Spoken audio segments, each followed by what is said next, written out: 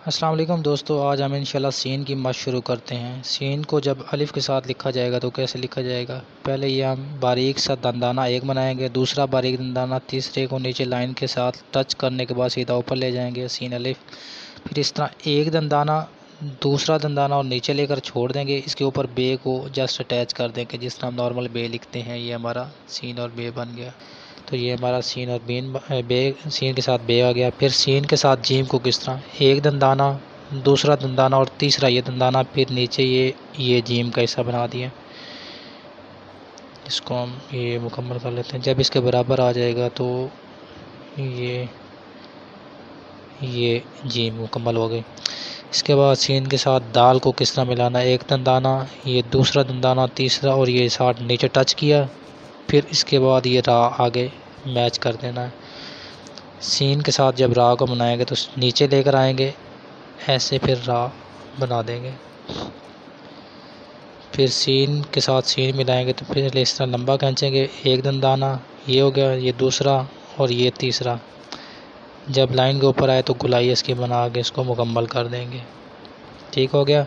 Scene के साथ स्वाद को एक दंदाना बारीक बनाना है, दूसरा बारीक और तीसरे को बना के आगे खींचना है। ये स्वाद इसके ऊपर इस दंदाने के साथ लास्ट वाले के ऊपर स्वाद बना देना है। इसे गुलाई करके मुकम्मल कर देंगे।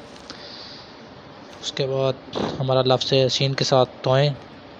तो ये यहाँ से सीन को स्टार्ट करते हैं, ये एक दंदाना, दूसरा और ये इसको आगे खींचते हैं, ऊपर इसके तोएं बना देते हैं।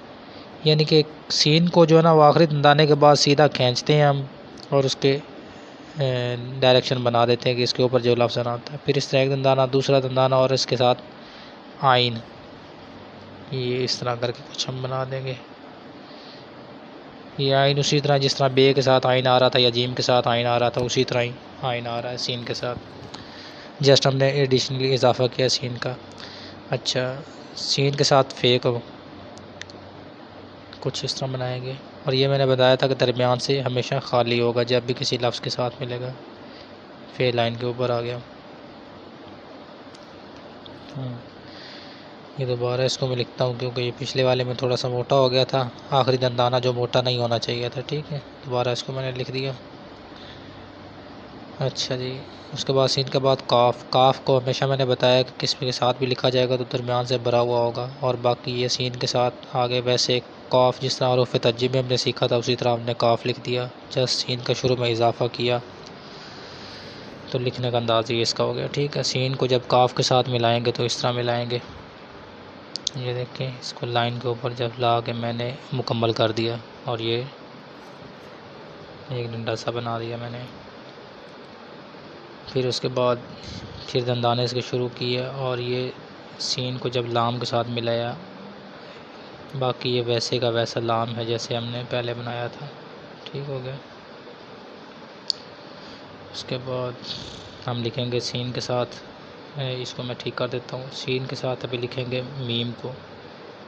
ये मैंने शुरू किया और ये दंदाना बना के नीचे ला के इसको छोड़ा, यहाँ पे सिर्फ मीम को अटैच कर देना है। ये सीन के साथ मीम बन गया। इसके बाद हमारा लफ्ज़ है नून।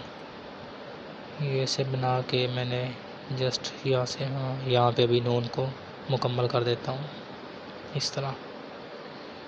ठीक हो गया। लाइन से हाफ नीचे हाफ ऊपर हो गया, आगे वाव आ गया।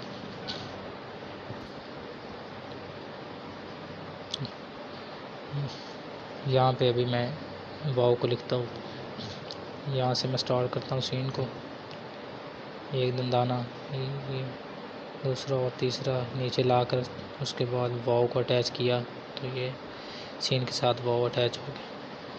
फिर ये करेंगे अटैच, एक दंदाना, दूसरा और हल्का सा टर्न दे के नीचे लाएंगे और ये वैसे जैसे हमने गुन्ना बनाया था, मद्दा बनाया था, वो वाला हमने मद्दा बना दिया है। फिर आ गया सीन और या, एक दंदाना, दूसरा और ये तीसरा नीचे लेकर आए, लाइन के पास आके छोड़ा। अभी इसको टर्न दे देंगे राउंड में ऐसे। ये हमारा मुकम्मल हो गया। इसको मैं दोबारा लिखता हूँ, ये मुकम्मल हो गया। उसके बाद सीन के साथ बड़ी ए को जब लिखना होता है तो कुछ इस तरह लिखते हैं। ये हमारा सीन के साथ बड़ी ए भी आ गई, जैसे से होता है। आज के लिए इतना ही। अल्लाह हाफिज़।